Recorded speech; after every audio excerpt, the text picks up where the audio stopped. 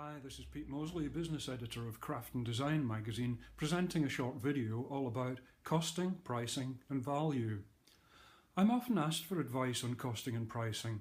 It's a subject that I will talk about if pushed, but I feel there are much more compelling questions about value that need to be tackled first. For example, how much value do you put on your own creative output? How do you value yourself and your time? Put a little time and energy into exploring these questions and you will then find yourself better informed and maybe better prepared psychologically to think about the price tag. Self-worth. Levels of self-confidence and self-worth underpin our ability to confidently ask for the right amount. These can affect, in either direction, the price tag we place on our own work. Having said that, underpricing is way more common than overpricing. The statement, "I want my work to be affordable," can be a subtle cover-up for not having the confidence to ask for a higher price. Remember the thousands of hours that have gone into learning your craft. A local plumber may well be charging a far higher hourly rate on the basis of far fewer hours of training. You mustn't forget that. Self-worth not only affects the figures we write on our price lists, it can also skew our perception of who our real audience is. The danger is you may be pitching too low to the wrong set of customers because you don't feel confident about pitching to a more appropriate, higher level target market. Perceived value. The truth of the matter is that it's your customer, not you, that will decide the value of the work and therefore the price they'll pay. Works of art exchange hands for large sums of money because someone perceives them to have that value. Putting aside the market forces of the commercial art world, how is that perception of value created? Testing your assumptions. Don't rely solely on your own judgment. Over the years you may develop a feel for pricing, but that still doesn't beat testing your hunches by getting out there amongst real people and asking questions. Don't rely on surveys and don't ask family and friends. Do get feedback from peers, at the very least to find out that you're not alone in your struggle, but at the end of the day a sample of your ideal customers will give you the best guide. This is not a struggle that goes away, it's a constant in the life of all freelancers. Every time you give birth to a new product or range, all of this needs to be re-examined. Where you sell.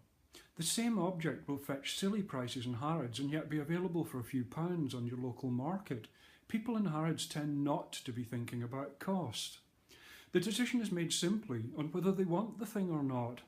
They don't make the decisions on the basis of affordability, but on whether they value the work enough to want it in their home or workplace.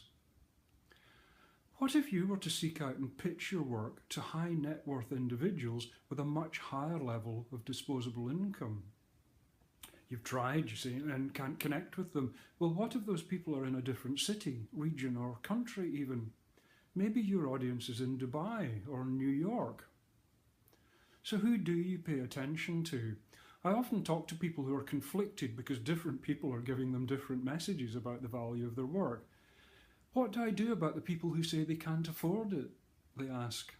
The truth is the ones that say, "Great work, great price," are your true customers. Find more of them. Ignore the others. They never were and never will be your customers. So stop wasting time trying to convert them. Never push against closed doors. How to add value. The one thing that really adds value to your work and encourages people to spend more time thinking about it is the quality of the story you tell. People aren't just investing in the product of materials and time anymore. They want to buy a bit of social capital, something they can talk about, feel a connection with and understand on a deeper level. You need to give them that information. The most visited page on any craftsperson's website after the gallery is the About Me page.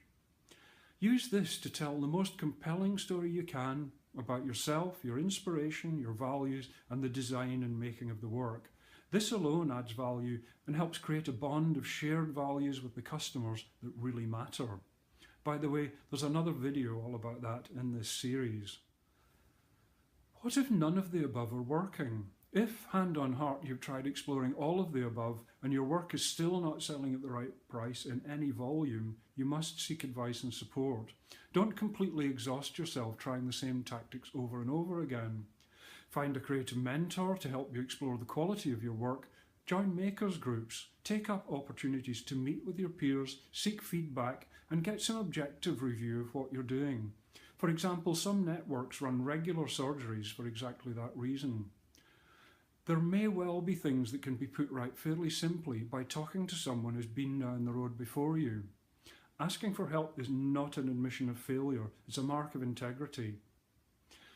Above all, do what you must do to help you gauge and internalise the value system you work within. This will really boost your confidence and help you price your work far more accurately. Bye for now.